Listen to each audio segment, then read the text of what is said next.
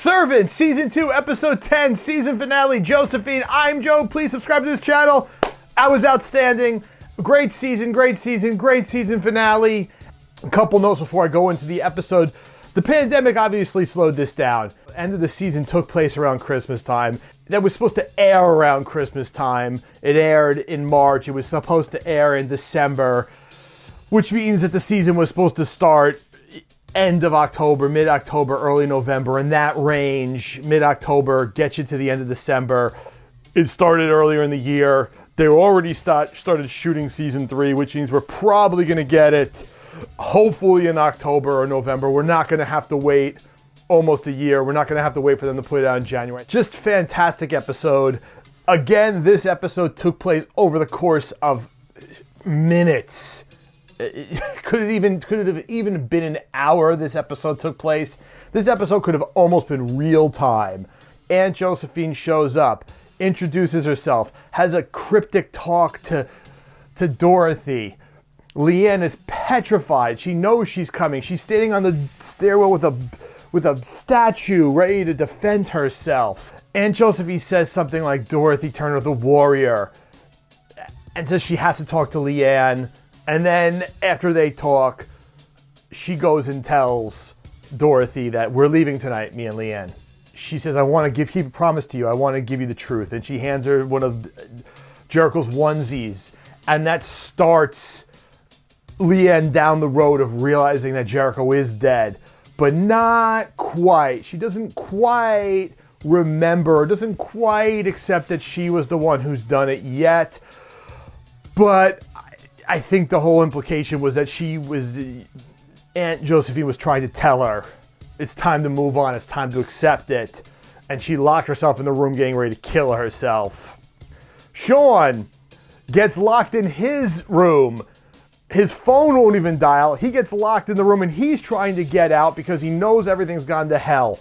Leanne actually asks Aunt Josephine, why do you wear the veil? And she doesn't answer. Aunt Josephine's brought a Betamax player and is all prepared. And she watches the Betamax video, and it is the most ridiculous, like horrifying, 80s, crazy cult video. It is the wildest thing ever on this show. It's a video that goes through the whole reuniting phase. The whole reuniting ceremony. So that's what the letter meant to Uncle George. Reunite them on Christmas. He was going to reunite Leanne to heaven. And so that's what it meant. It didn't mean anything about killing the Turners. It just meant her, which we knew because that's what he went to do anyway. It explains what everything is and what all the things they were doing was. But the first step was to play music that reminded you to your time on Earth and made you feel happy, and then beat the hell out of yourself as you do it, which was why Uncle George was playing Love Shack and smashing his head against the wall. Then it was that you had to blind them. You blind them using oil, the knife, or your hands, which explained the knife and the hands in the box. After you kill them with the knife, where you slice their arms and their legs and then kill them so their soul can be released, the lighter that was in the box was in there because you have to burn their body to make sure the death takes. And it's just done, it's just explained this amazing 80s Betamax video. And who knows, maybe they shot it recently, because it would be an interesting tactic for a cult to shoot things on Betamax. Because who the hell is going to be able to see this? It's going to be very difficult for anybody other than a Betamax player to see it. So, very cool. She makes her watch the video, then says, this is your warning. Okay, let's see if you can be saved. She tries to have her pray, and when she gets to the part of the prayer that says, I will forget Dorothy Turner, Leanne won't do it. And I think Leanne turned the corner a little on Dorothy after she heard about how Dorothy was going to hang herself to be with Jericho. When she saw how much she loved Jericho, when she saw what she was going through, I think she turned the corner, because early in the episode, Leanne was holding the doll again, which we haven't seen her do, and she maybe was fixing to do it already before the things happened in this episode, fixing to bring the baby back. But anyway, she won't forget it. She tries to run. She gets thrown down. Aunt Josephine says coveting anyone's a sin, even a mother. And blinds her with, I guess, like oil or something. I don't know. I think it was an oil or something. And that starts the whole thing in motion where she runs down the stairs. And when she runs down the stairs, Leanne and Josephine goes and plays some old, like 40s, 50s music and starts stabbing herself. Sean is stuck in the room.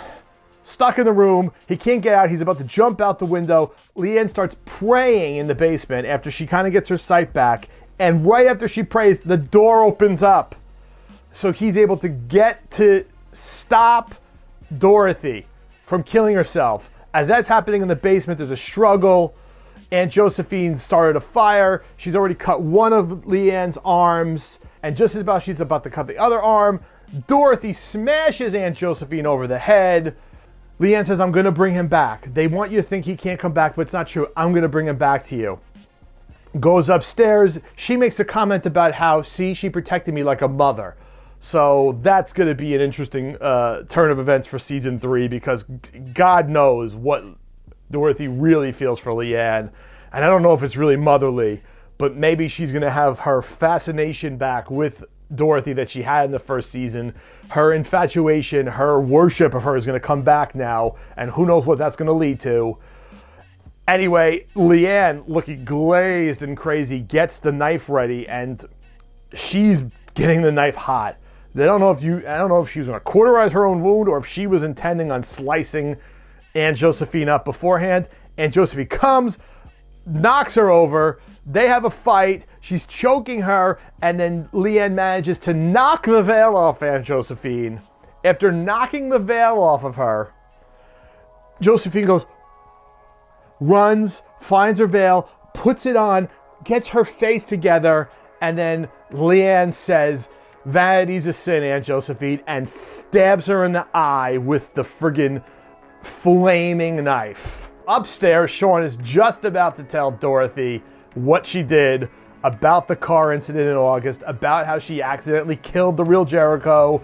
Dorothy's convinced, no, she just went to get him. Leanne just went to get Jericho. That's it. And as he's about to tell her, they turn on the baby monitor. And just like in the first season, when the baby monitor is the first thing you did to hear Jericho was there, they hear Leanne singing to Jericho. They walk into the room, and there's Jericho back. Leanne hands it off to them and says, now we're going to be a family. Then they show them cuddling and cooing with the baby, and Leanne has her little speech to herself. She's back in her room. She's not upstairs in the attic. She's back down in her room again. So they've clearly have accepted her back into the family about how she doesn't know why she keeps doing bad things, but she's tired of people telling her what's wrong with her. Maybe there's nothing wrong with her, and that she knows that they're coming for her now because she killed Aunt Josephine, and that's going to start a war. And you see Aunt Josephine in the middle of the walls, burnt to a crisp. End of season. Outstanding, fantastic.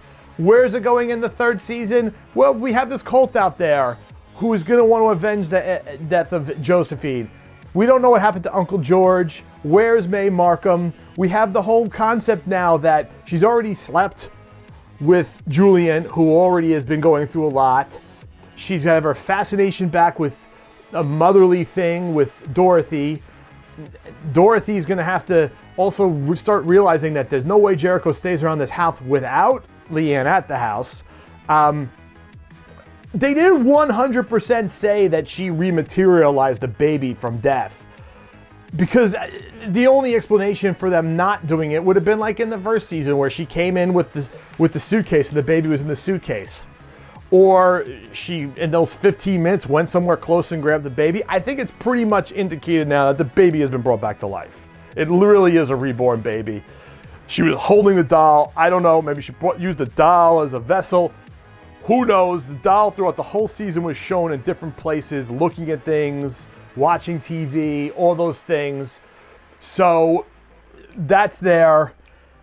Sean actually had a very heartfelt moment where he admitted he couldn't live without Dorothy, which is odd because he's such a cold fish, but that was great. And Dorothy still hasn't accepted what she did. She's not going to accept what she did with the baby still there. So she's still going to be living in this false reality. the Church of Lesser Saints, and it's Uncle Frederick, Uncle George. I guess it's supposed to be like the Church of Latter-day Saints, and they're called elders, the Mormons. But they're not, that's just it's a loose comparison. Mormons aren't out there doing what these people are doing. Where are they? Who are they? What? There's more than just this Mae Markham. There was a foundation before Mae Markham. This Aunt Josephine had music that was older than what Uncle George's music was, and they looked the same in age. Uncle George's music was Love Shack from the 80s, 90s side of the era. So how long's he even been in this cult? Whereas this lady, Aunt Josephine, had music from God knows when. I didn't recognize the song, but it was a 40s, 50s tune, and that's what she's listening to before to get herself amped up. So there's a lot of interesting things how far back this goes. What is Leanne? Still not answered. What is Leanne? Is she an angel? That was what George was sort of indicating, but she definitely has divine power. She definitely opened up the door. It's pretty much said now that it's pretty much set in stone that she brought Julian back to life. She brought the baby back to life. I don't know if she did CPR by banging his chest and kissing him. They're going to be one happy family with a cult trying to come and get them. This was great, a great season. It just keeps getting better and better. It's probably the best thing M. Night's been involved in since The Sixth Sense. I know people liked Split recently, but this is just fantastic. If you liked his early stuff, you got to watch this. Even though it's not all him, it's a collaborative effort. It's another guy created it, and his daughter directed some of the episodes, including this episode. This episode was directed by his daughter, and it was great direction, great cinematography, the soundtrack, the acting's really good. And as I've said time and time again, the fact that it just takes place over these small, tiny little periods of time. And this, more than anything, this was a season finale that took place it could have taken place over the 30 minutes the episode ran. Maybe an hour or two because she had to have time to charcoal the body. But you know what I mean? It's just such a small, it's just the tacked on ending of the day from the last episode. And that's what I love about this show, is just how it doesn't go months and it doesn't go years, and it's just moments in time examined, and they need to keep that up. They need to keep that up. They need to keep it small. These cults going to come, and she says it's going to be a war. There's not going to be a war. There's not going to be hundreds of people on the streets. Hopefully it's going to be a person here coming, a person there coming. Little trickery. What happened to the detective, Officer Reyes? What's her story? Who hurt her?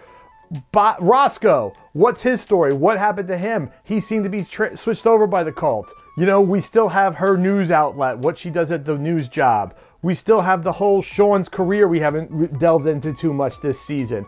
There's so many different things to explore and how it could go and where it could go. Julian was left out of the last episode, which is for the best because he's become one of the best parts of the show. He's been one of the focuses of the show, and he was really the focus of the episode before, so it was probably for the best that he was pushed out of the way for the last episode. Where do we go with him? Where do we go with his relationship with Leanne?